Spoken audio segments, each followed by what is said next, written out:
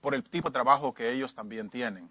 Y entonces lo decidieron hacer así. Pero qué bueno, amén, qué bueno, esa es responsabilidad de parte de nosotros. Pero sigamos orando por ellos, por favor, amén, sigamos orando. Muy bien, vamos a entrar en la palabra. Antes de eso, ¿por qué no me acompañan? Vamos a orar unos segundos. Vamos a pedirle al Señor, amén, que sea hablando a nuestros corazones como Él lo sabe hacer a través de su palabra. Amén, es la palabra que toca nuestros corazones. Padre, en el nombre sagrado de Jesús, mi Dios, te damos gracias por esta gran oportunidad que todavía tenemos, Señor, para reunirnos en tu nombre y libremente escuchar y escudriñar tu palabra.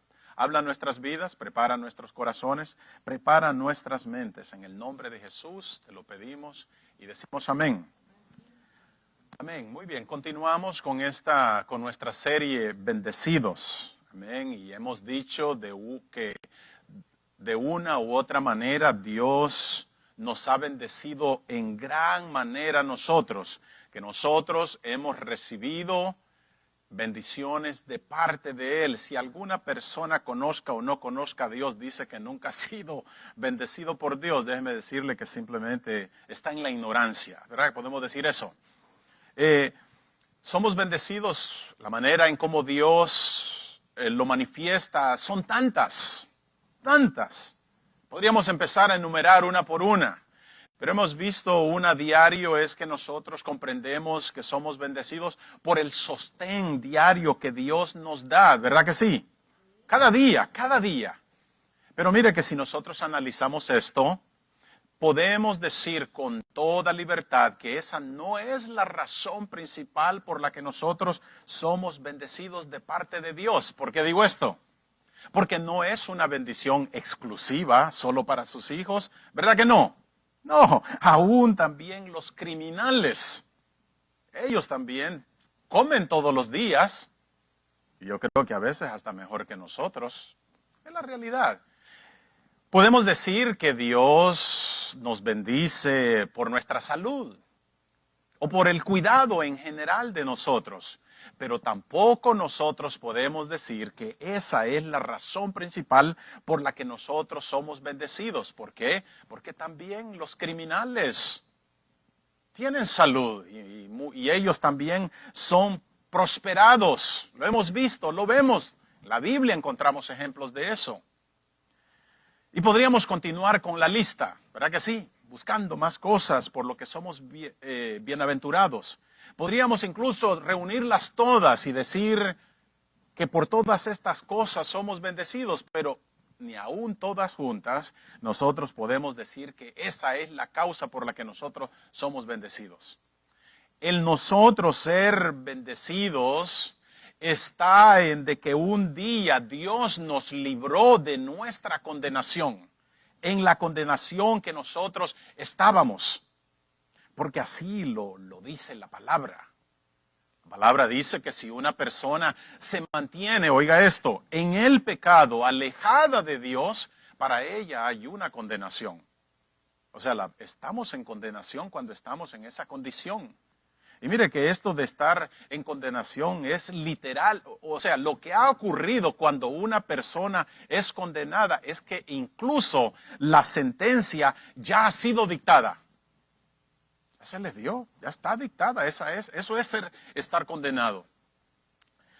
Pero ¿sabe algo? He notado que parece que al mundo se le hace extraño que así sea. Y muchas veces hasta nos molesta el hecho de pensar que Dios se enfade o se moleste con nuestra actitud.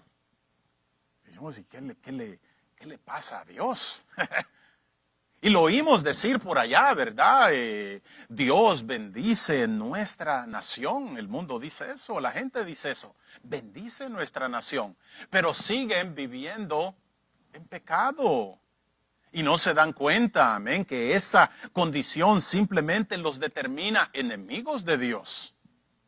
Esa es la posición. Y lo maravilloso es que de todas estas bienaventuranzas que hemos visto, hemos aprendido que son cosas que el Espíritu Santo que mora en los hijos de Dios les sirve de señal para darnos cuenta de que nosotros somos sus hijos y que pertenecemos al reino.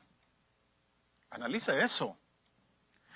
Como la vez pasada, ¿se acuerdan que nosotros estábamos hablando de que somos afortunados cuando nosotros lloramos por el pecado?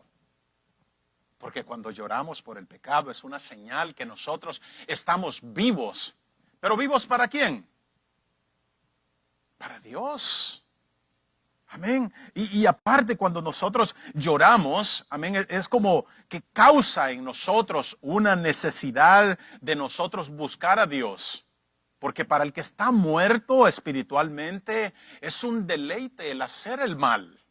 Y no se pongan la mano en la boca, ¿verdad? De admiración, porque un día nosotros también estuvimos ahí. Amén. Ahí habían cosas que hacíamos y nos parecían bien. La Biblia también habla y dice de que nosotros debemos también llorar por el pecado o sentir dolor o también ser pobres de espíritu, porque eso nos recuerda a nosotros la necesidad que debe de haber del arrepentimiento y buscarlo cuando está eso dentro de nosotros. Y mire que hasta el momento hemos dicho de que todas estas bienaventuranzas, cuando el Señor empezó a hablar a toda esa audiencia, ellos se sorprendieron, porque no era lo que estaban esperando, especialmente en la situación que se encontraba el pueblo de Israel. Estaban siendo oprimidos. Y si leemos un poquito de historia, en ese tiempo, ahí en la Biblia lo encontramos también, estaban siendo oprimidos por los romanos. Imagínense eso, yo sé que muchos de los que estamos aquí o algunos han pasado por esa situación en nuestros países. Había entonces en ellos un deseo de ser libertados por alguien. En ese escenario llega Jesús. Y cuando escuchan que Jesús dice que el reino de Dios se había acercado, eso como que trajo algo de esperanza en ellos. Y mire que habían algunos movimientos políticos en esos tiempos que querían entonces tomar a Jesús y hacerlo ¿qué? El rey. Por otro lado, los fariseos como que creían en ese gobierno de la teocracia, entonces ellos querían también, pero a su manera. Pero cuando comienza entonces a enseñarles, ellos quedan totalmente decepcionados. Especialmente si usted lee ahí en el capítulo 5, la bienaventuranza. Con las primeras 3, ellos quedan totalmente decepcionados por lo que empiezan a escuchar, porque el Señor, ¿verdad?, empieza a decir, felices los pobres de espíritu, o felices los que lloran, o felices los mansos y humildes. Ellos no querían aceptar esto porque ellos no aceptaban ese mensaje porque eran unos orgullosos espirituales. Eso era. La espiritualidad de ellos les había elevado su orgullo y se sentían más que todas las naciones. ¿Quién como nosotros? Ahora, lo interesante de esto es que en el tiempo que llega Jesús, este pueblo de Israel, sabiendo que eran escogidos de Dios, ellos sentían que de todo lo que Israel había producido, ellos eran lo mejor. Y esperaban entonces de parte de Jesús un elogio, pero el Señor no viene con los elogios, sino que al contrario, el Señor viene y les da este mensaje.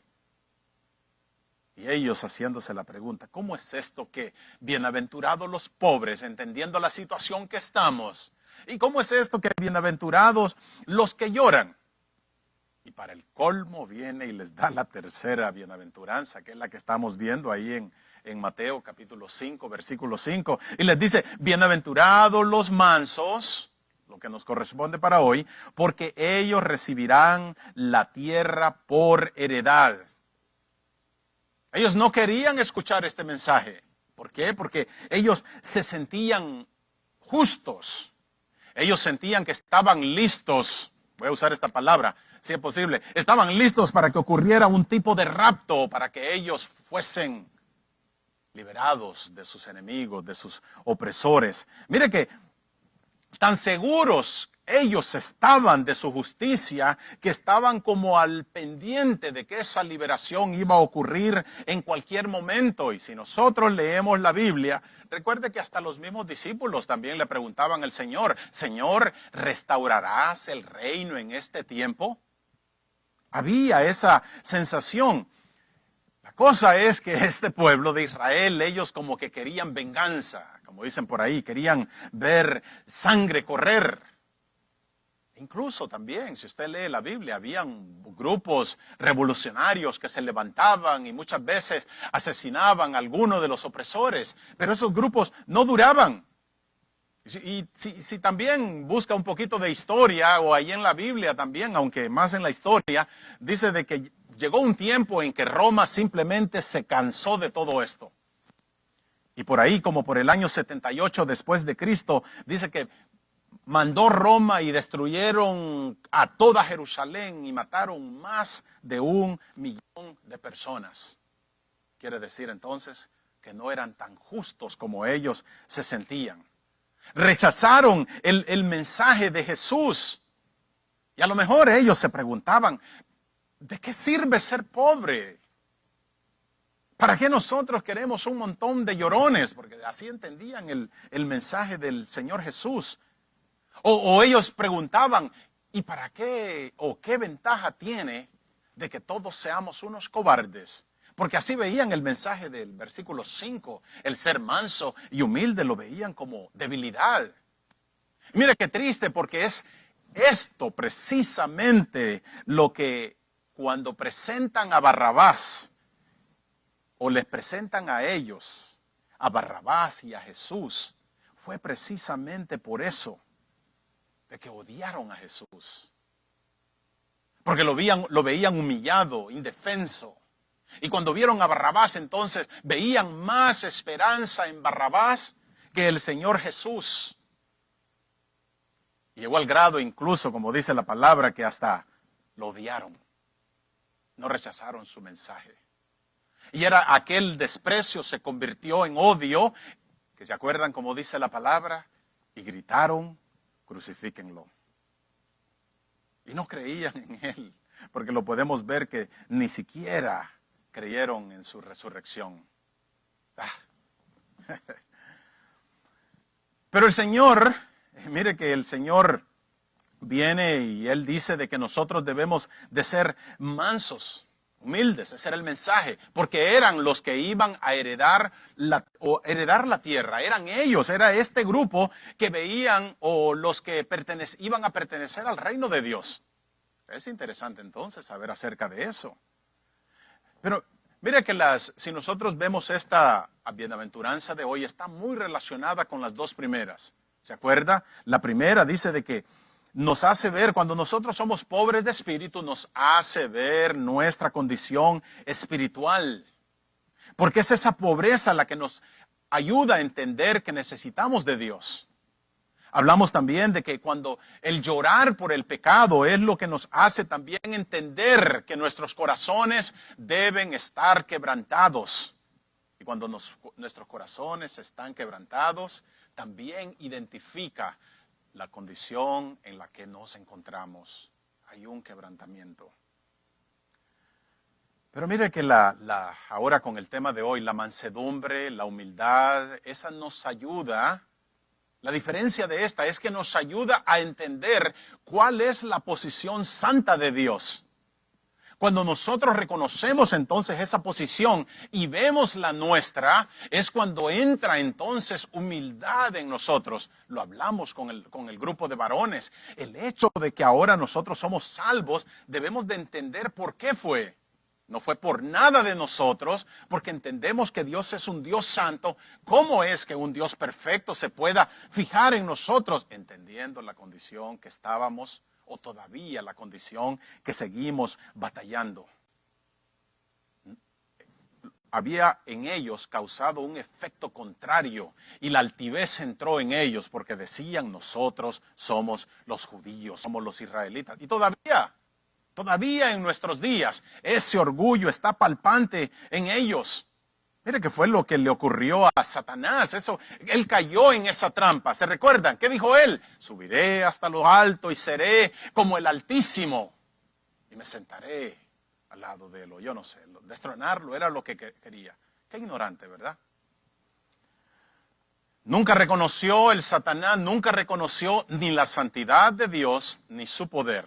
Cosas que también nuestro mundo las está ignorando. Sabemos que el ser manso, humilde, es una persona dócil. Escuche esto, una persona manejable, una persona sumisa. Grábese eso, sumisa. Y es un mensaje que todavía va en contra de nuestra sociedad, ¿verdad? Especialmente cuando vemos a nuestros alrededores. ¿Ha escuchado personas que dicen, oh no, yo no soy así, yo no me dejo de nadie? Y a veces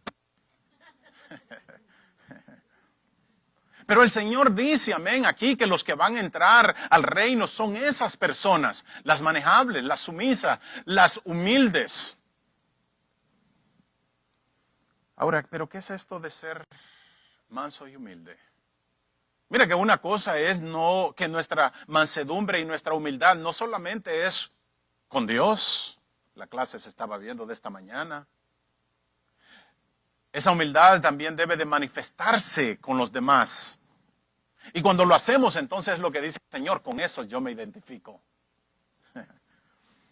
Mire que es interesante porque el Señor Jesús, Él tenía todas estas características. Él era humilde, Él era dócil, Él era manejable, Él entendía. Todo eso lo hacía. Pero mire hasta dónde muestra Él su humildad. ¿Se recuerda cuando Él hace aquella entrada triunfal en Jerusalén? ¿En qué iba montado? Silver con toda ¿verdad? Con todos los arreglos, un carruaje, rayos de fuego. ¡No!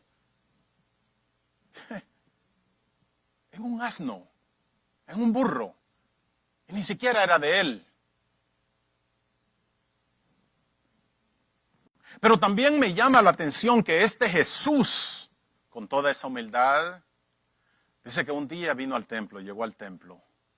Y cuando llegó al templo, dice la palabra que encontró a los que vendían palomas y bueyes y ovejas. Y encontró también a los cambistas ahí sentados en su templo. Con toda esa humildad dice, mire, si usted lee ese capítulo 2, dice que el Señor entró e hizo un látigo de cuerdas. Léalo. Y con ese látigo dice que empezó a echarlos fuera a todos. Y también echó a los bueyes y a las ovejas y le dio vuelta a las mesas de los cambistas. Y dijo, quitad esto y no hagáis de la casa de mi padre casa de mercado. Me gusta esto, me gusta que en el versículo 17 de ese capítulo 2 dice que entonces se acordaron los discípulos de lo que está escrito. ¿Se acuerda de esa frase? El celo de tu casa me consume. ¿Sabe qué es eso? El Señor estaba enojado. Eso era. Y la gente dice ahí, dice que le preguntaron, se atrevieron a preguntarle al Señor, ¿con qué autoridad hacía estas cosas? ¿Sabe lo que le estaban preguntando al Señor Jesús? ¿Quién te has creído? Eso era, parafraseando en nuestro idioma, ¿quién te has creído? ¿Qué derecho tienes para manifestarte o para enojarte de esa manera? ¿Quién no sabe quiénes somos nosotros? Tengo palancas. Mire, yo creo también, firmemente creo esto, de que la manera moderna en cómo nosotros vemos las cosas de Dios, se nos ha olvidado de que Él está molesto por el pecado. En nuestra manera moderna de ver a Dios, pensamos que Dios simplemente está obligado a manifestar el amor. Dios, ese es tu trabajo. Tú eres Dios de amor, no se te olvide. Ahora, la Biblia nos dice lo contrario, amén. La Biblia nos dice de que Dios odia el pecado. ¿Recibo un amén por eso? Amén. Ahora, pensando en esto, si Dios odia el pecado, no puedo evitar hacer la pregunta, ¿cómo se sentirá Dios entonces con los que pecan? Ahora, si está interesado bien en ese tema, no tengo el tiempo para desarrollarlo hoy, pero si está interesado, acérquese. Lo que sí puedo adelantarle es de que una persona que muere en sus pecados, en sus delitos y alejado de Dios, las cosas para él en verdad no son tan mal.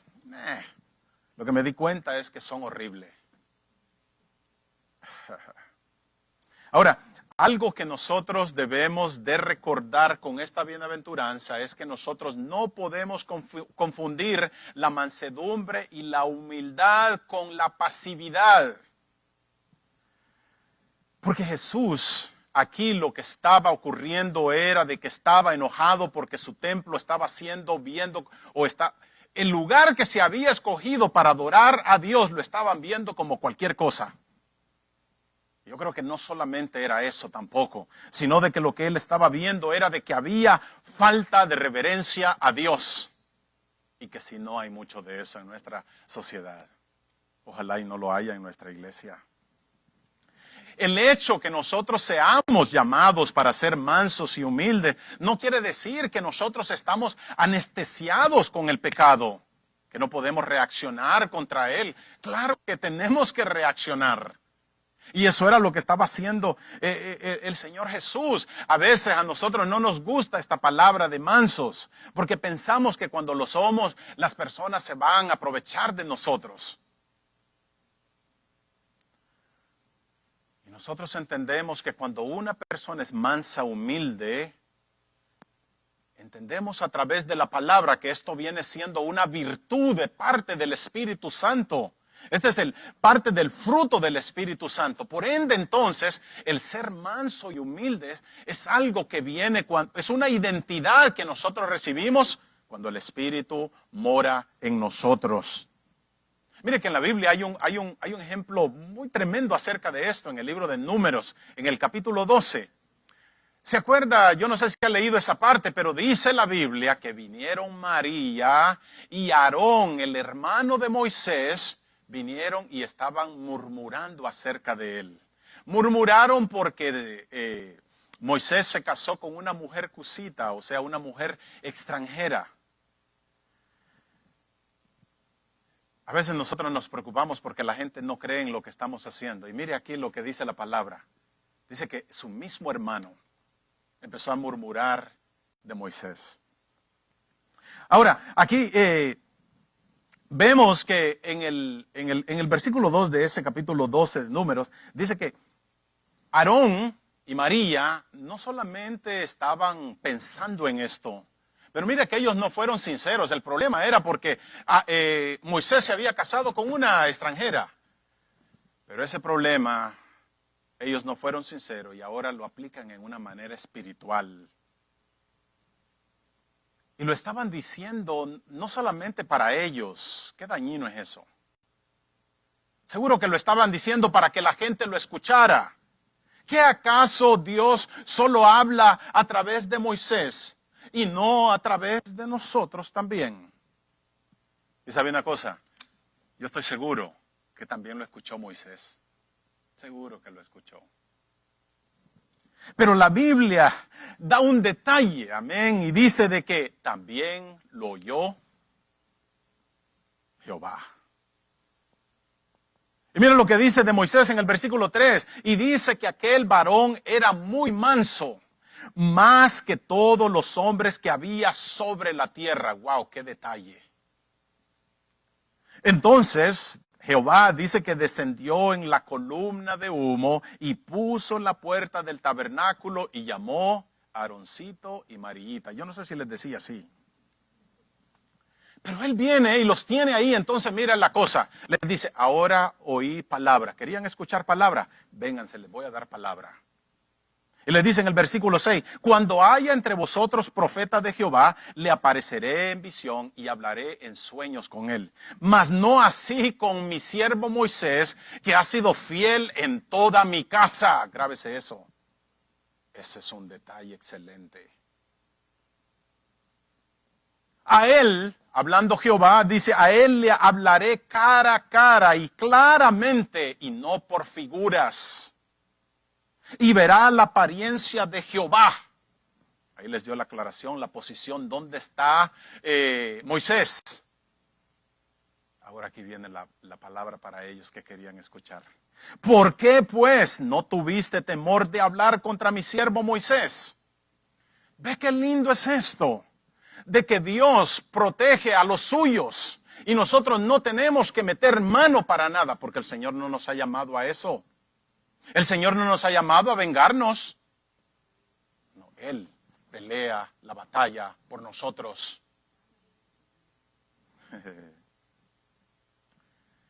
Él era fiel y en todas las cosas que Dios lo había llamado, y esa es una linda cualidad. El versículo 9, entonces la ira de Jehová se encendió. ¿Sabe qué quiere decir eso? El Señor se enojó. Y se fue, y dice que la nube se apartó del tabernáculo, y he aquí María estaba leprosa como la nieve. Los que les gusta ver la nieve. Y mire, y esto me sorprende de Aarón. Dice la Biblia que Aarón no fue a Dios a hablar, no tenía cara. Pero sí dice la Biblia que vino entonces y habló con Moisés. Y mire cómo se refiere o se dirige a él. Y le dice, te ruego, mi Señor, que no tomes en cuenta este pecado, porque locamente hemos actuado y hemos pecado.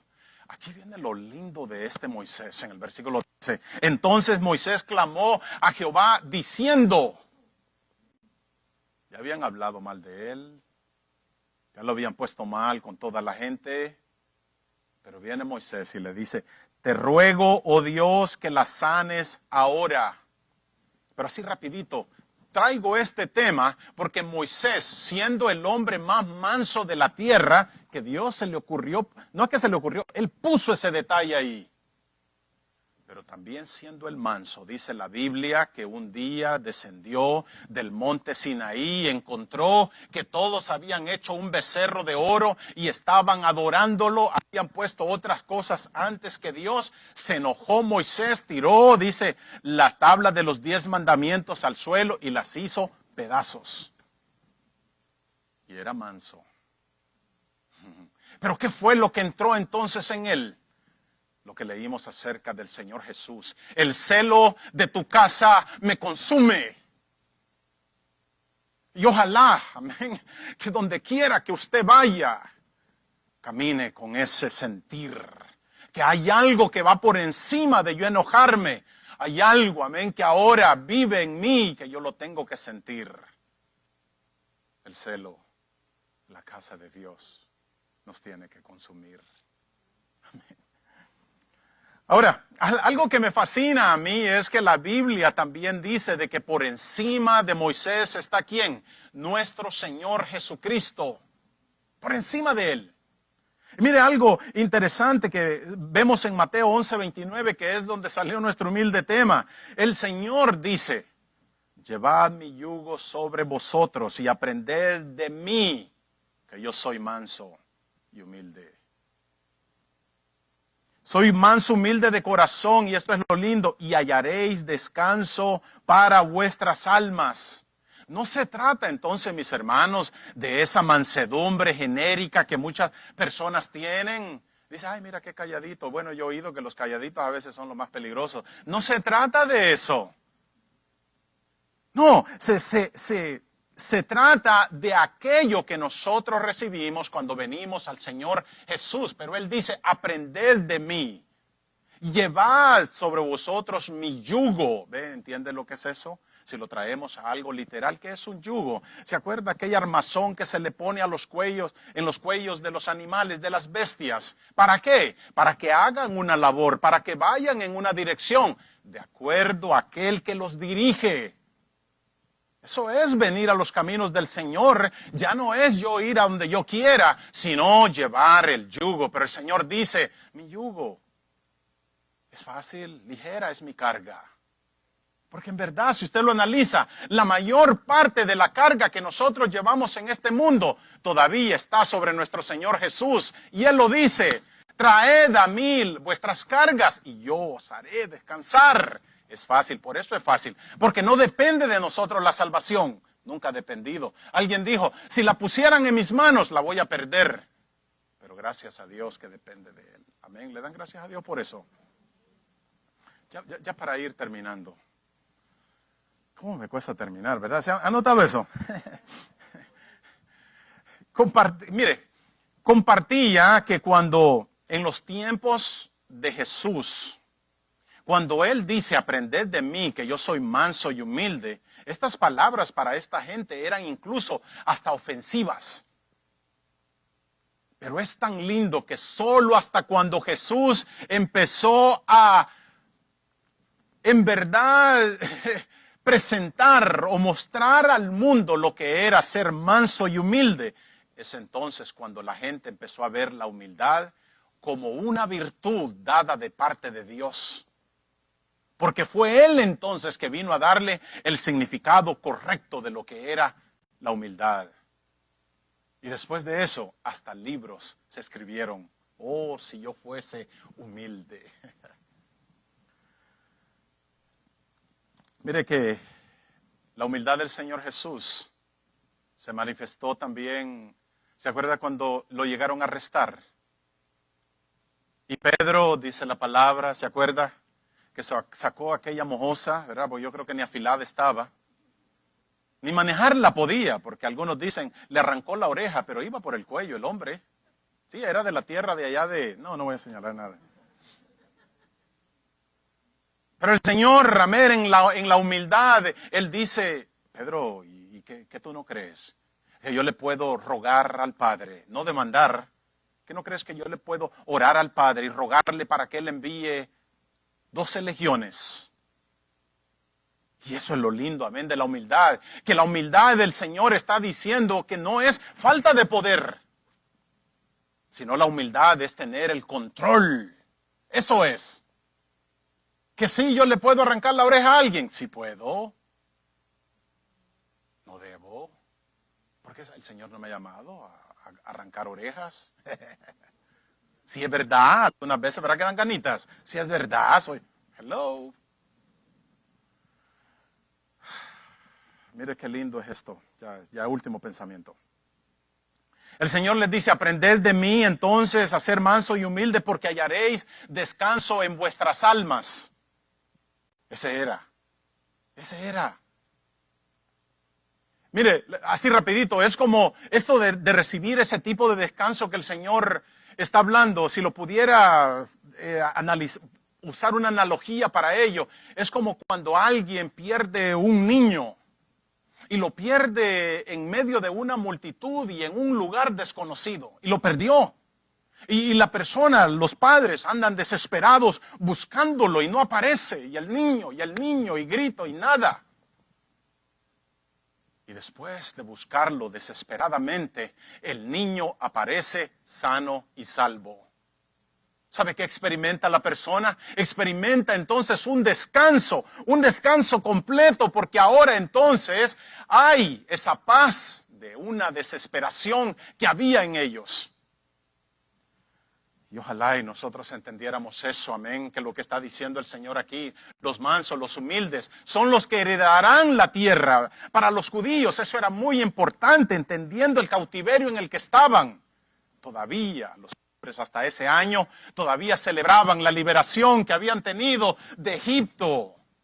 Y se recordaban cuando se les había dado la tierra prometida. La tierra prometida era algo importante para ellos, la deseaban.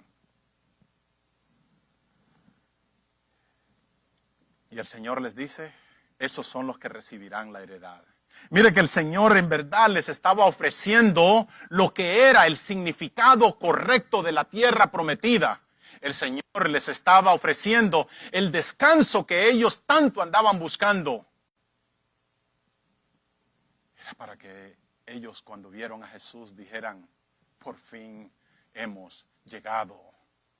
Hace poco se murió mi suegra y yo le decía a mi esposa, mira, lo podemos ver de esta manera, que ella entonces ha venido caminando en el mundo con la ayuda de Dios por tantos obstáculos, porque el mundo nos quiere ahogar.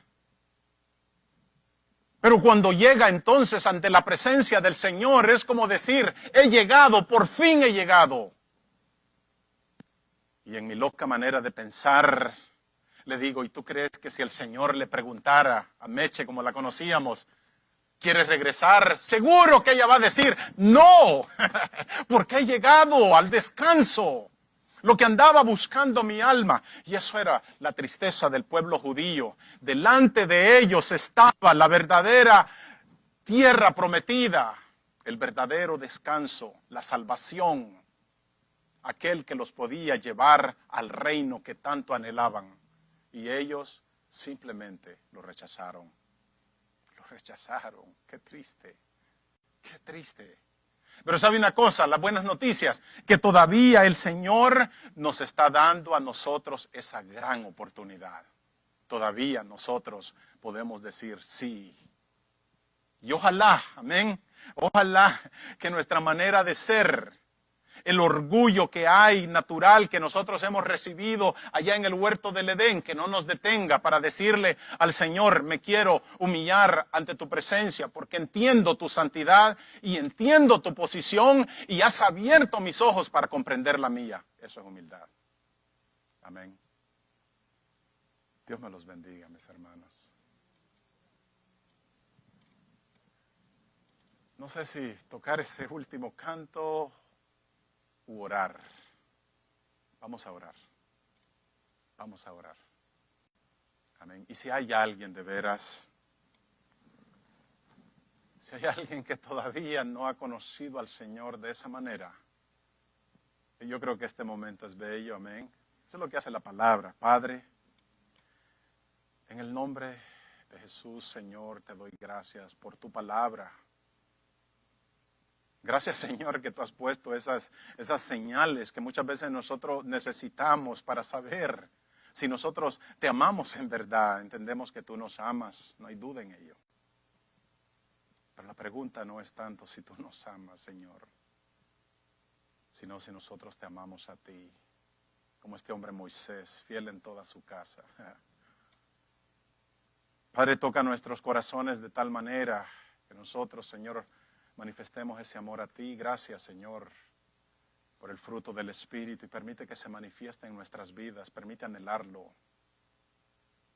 Si hay alguien, Señor, aquí presente que todavía no te ha conocido, yo te pido en el nombre de Jesús que seas tú tratando con sus vidas. Se ha dado tu palabra, la palabra que tú nos has dado a nosotros, Señor.